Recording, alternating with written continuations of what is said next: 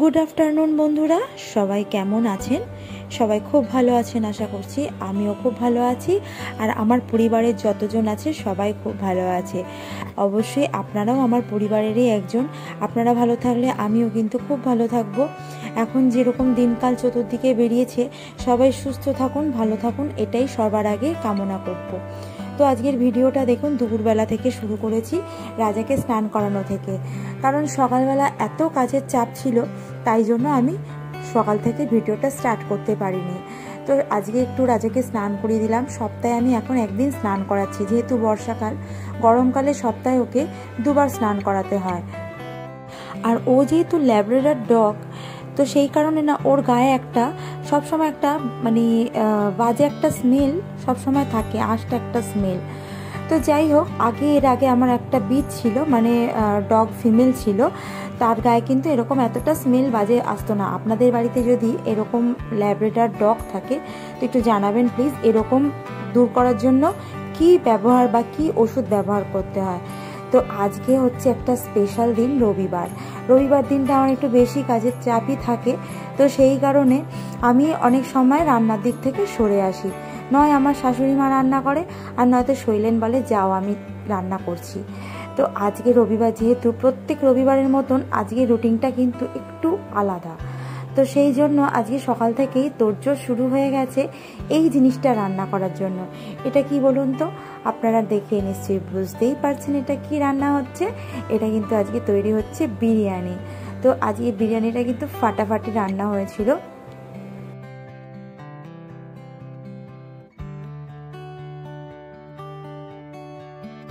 আর যখনই শৈলেন বিরিয়ানি রান্না করতে আসে, সেটা বিরিয়ানি হোক বা চিকেনের অন্য কোনো রেসিপি হোক বা যা কিছু হোক, আমাকে কিন্তু ও হেল্পার রাখবেই। উঠতে বসতে সবসময়ের জন্যে আমাকে কিন্তু ওর পাশে লাগবেই। যে কোনো কাজেই ও আমাকে ডাক দেয়, ডালিয়া এদিকে আসো, ডালিয়া এটা করে দাও, ডালিয়া ওটা করে দাও। তো আজকেও ঠিক তার ব্যতিক্রম কিছুই হলো না। সকাল থেকে এই রকম সব কাজের জন্য কিন্তু আমার ডাকই পড়েছিল।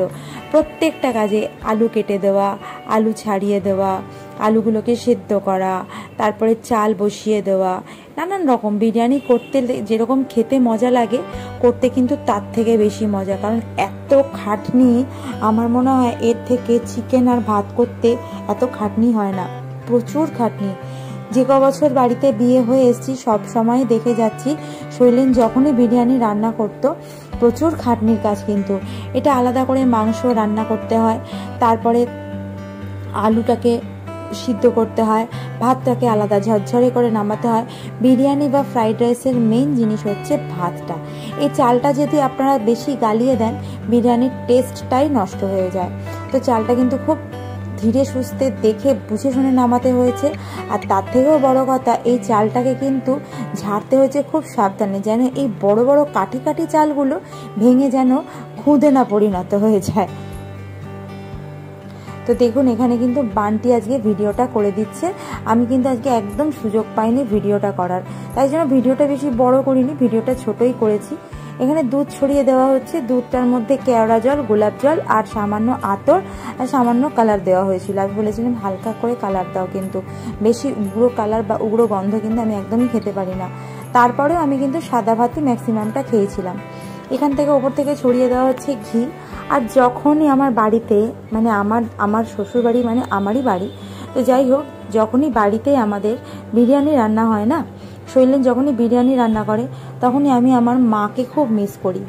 18 সালে মা আমাকে ছেড়ে চলে গেছে। তো যখনই তার আগে বিরিয়ানি বাড়িতে রান্না হতো বা ভালো মন্দ কিছু রান্না হতো, আমার মাকে কিন্তু আমি দিয়ে আসতাম। কারণ মা না ভীষণ ভালোভাবে খেতে ভালোবাসে এইসব জিনিস। আর শৈলেনের হাতের বিরিয়ানি তো মা অপূর্ব স্বাদ মনে করে খেত। সত্যি কথা বলতে কি বন্ধুরা, আপনাদেরকে একটা কথাই আমি জানাই, দোকানের বিরিয়ানিকে ফেল করে দেবে আমার হাজব্যান্ডের হাতের বিরিয়ানি। সত্যি কথা, এত সুন্দর বিরিয়ানিও বানায়, এত অপূর্ব বানায় যে কোনোদিনও যদি কেউ খেয়ে থাকে তবে বুঝতে পারবেন। যদিও যারা যারা আমার ভিডিওটা দেখছেন তাদের সবাইকে খাওয়ানোটা আমার পক্ষে সম্ভব নয় আর কি। তবুও বাড়ির কাছে যারা থাকেন, যদি কোনো অনুষ্ঠান হয়, যারা দেখছেন, অবশ্যই চেষ্টা করব ওর হাতে বিরিয়ানি আপনাদের খাওয়ানো।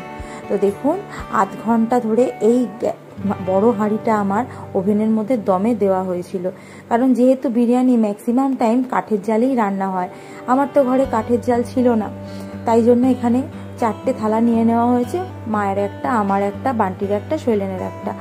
অপূর্ব বিরিয়ানিটা রান্না করেছিল, মানে খেয়ে আমি জাস্ট ফাটাফাটি, মানে এত স্বাদ হয়েছিল আমি সেটা ভাষায় প্রকাশ করতে পারছি না। তার সঙ্গে ছিল স্যালাডটাই অবশ্য আমি কেটেছিলাম, কারণ স্যালাড তো থাকতেই হয়। বিরিয়ানির সাথে পেঁয়াজ আর কাঁচা লঙ্কা না থাকলে বিরিয়ানির টেস্টটাই কিন্তু একদম নষ্ট হয়ে যায়।